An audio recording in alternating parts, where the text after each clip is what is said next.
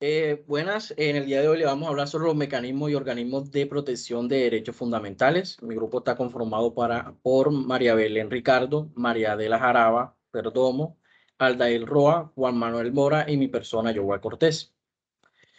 Estos mecanismos y organismos de protección de derechos fundamentales son aquellos instrumentos institucionales que están arraigados a la Constitución Política Colombiana, los cuales nos van a ayudar a defender aquellos derechos básicos y fundamentales de las personas en el territorio nacional.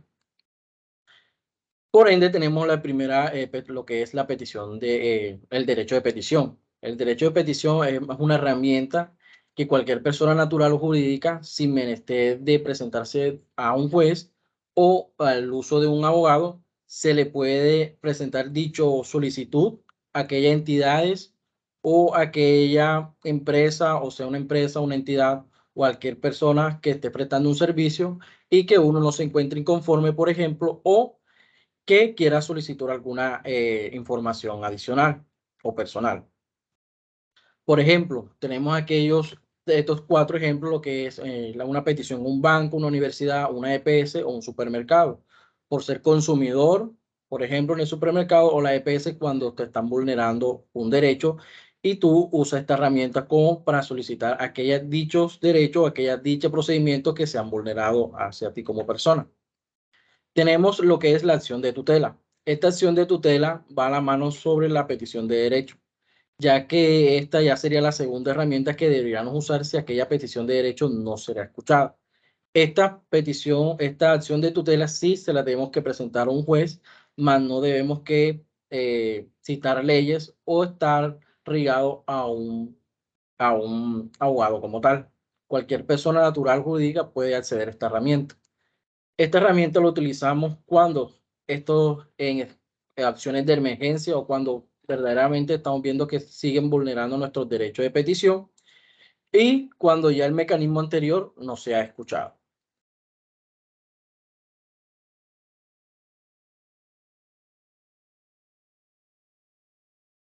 Bueno, ya hablando acerca del habeas corpus, es un derecho fundamental y a la vez una acción constitucional que tutela lo que es la libertad personal cuando alguien es privado de la libertad con violación, ya sea de las garantías constitucionales o legales, o que éste se prolongue ilegalmente. Esta acción únicamente va a poder invocarse para una decisión la cual se va a aplicar al principio de este. Entonces, hablando acerca de sus características, podemos decir que es una garantía especial para la protección de derechos fundamentales.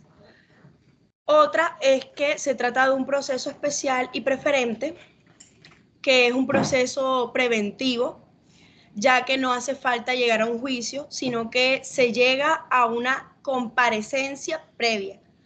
Otra de las características que podemos mencionar aquí es que es un proceso reparador en el caso de que el juez pues observe la ilegalidad de la detención y esta se pondrá de inmediato en libertad.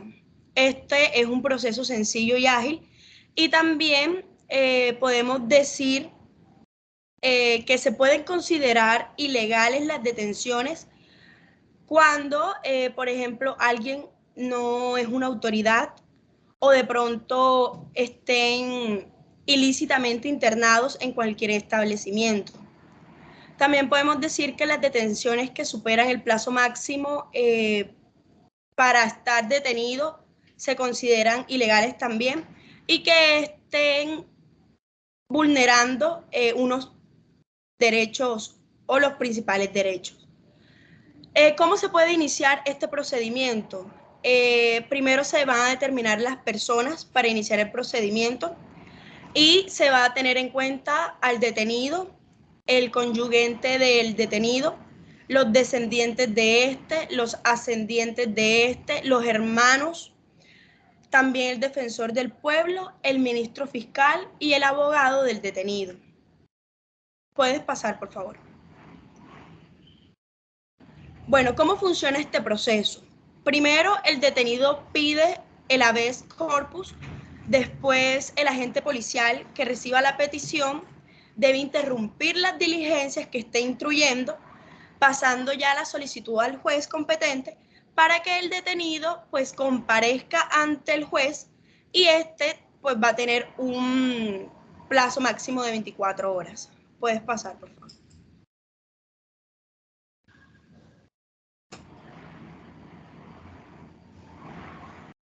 Ok, respecto a las acciones populares, principalmente hay que saber, bueno, que es la ley 472 de 1998.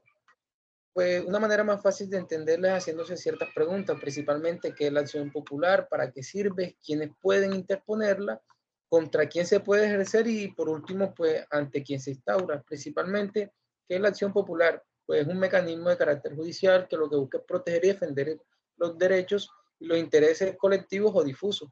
Este es consagrado por la Constitución Política de Colombia.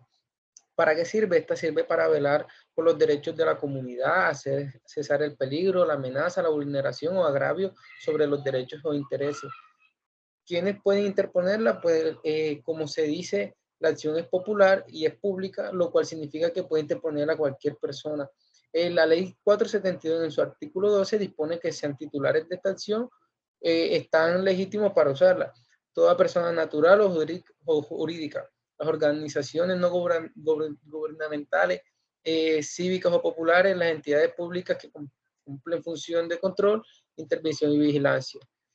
Para ejercitar una acción popular no se requiere actuar a través de un abogado. En el artículo 13, cuando se interponga, sin la intermediación de un abogado, la Defensoría del Pueblo podrá intervenir a los recursos de dicho proceso. Entre todos los intereses y derechos colectivos están, por ejemplo, puedes pasar, por favor, el equilibrio ecológico, el patrimonio público, recursos naturales, derechos de los consumidores, patrimonio público y prohibición de armas químicas.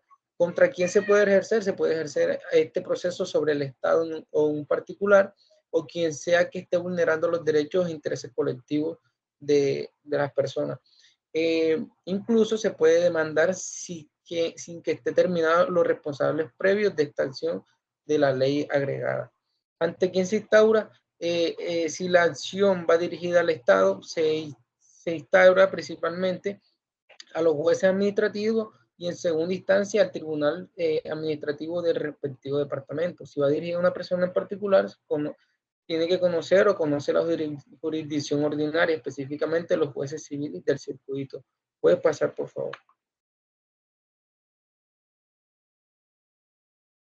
Bueno, continuando con la acción de grupo, tenemos en cuenta que la acción de grupo no es más que una figura jurídica que sirve para posibilitar la indemnización de prejuicios causados a un número plural de personas, sin prejuicios de la procedencia de las acciones particulares.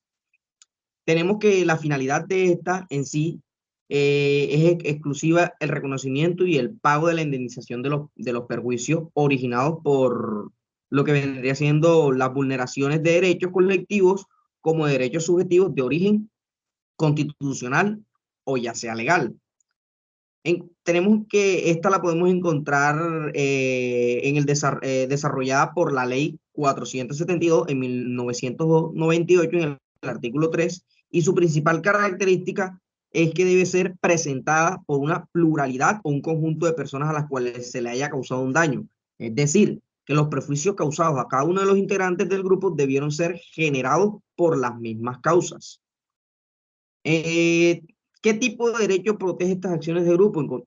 Son todos aquellos derechos relacionados con ambientes sanos, moralidad administrativa, espacio público, patrimonio cultural, seguridad y salubridad pública, servicios públicos, comisaduras, usuarios libres, entre otros. Dentro de las principales características de este vamos a encontrar que es muy importante que no se debe confundir con la acción de grupo. La acción de grupo no se debe confundir con la acción popular. ¿Por qué? Porque la acción popular es la finalidad es preventiva, mientras que la acción de grupo se va a caracterizar por indemnizatoria, ya que lo que busca es el resarcimiento de los daños causados al grupo. También tenemos en cuenta que el número es plural de personas, es decir, más de 20 personas para que ésta sea procedente. Y tenemos que estas deberá presentarse dentro de los 2 años siguientes a la fecha en que causó el daño o cesó la acción vulnerante por la que se generó. Pasa.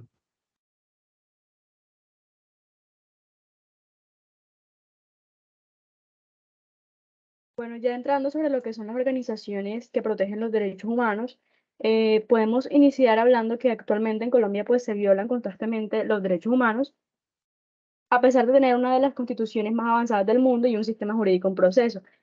Por ejemplo, el derecho a la vida, que está garantizado en la Carta Magna. Sin embargo, el conflicto armado, los hechos de violencia intrafamiliar, entre otros, reflejan que el número de homicidios anuales está muy por encima de otros países.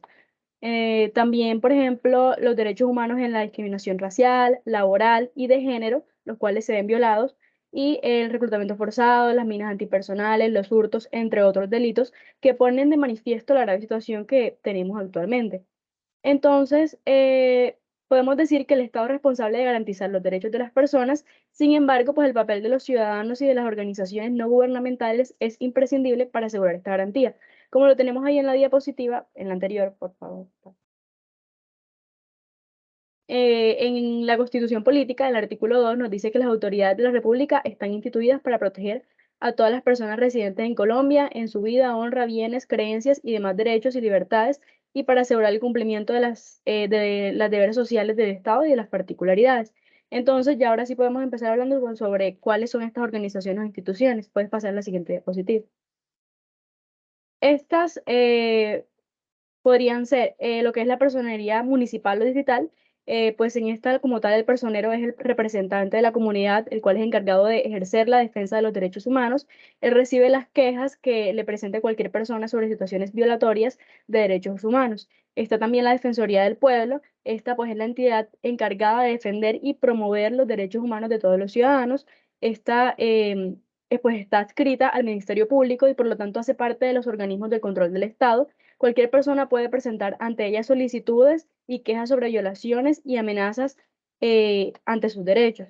Está pues la Procuraduría General de la Nación, la cual pues es una entidad encargada de vigilar que se cumpla la Constitución, se apliquen las leyes, las decisiones judiciales y los actos administrativos. Esta pues debe velar por los derechos humanos y defender los intereses de la sociedad, incluyendo los de carácter colectivo, como los que se refieren al medio ambiente. Y pues esta también vigila la conducta oficial de los funcionarios públicos, también pues la elección popular como alcaldes, concejales, y tiene el deber de investigar y sancionar disciplinariamente a aquellos funcionarios que incumplan la Constitución.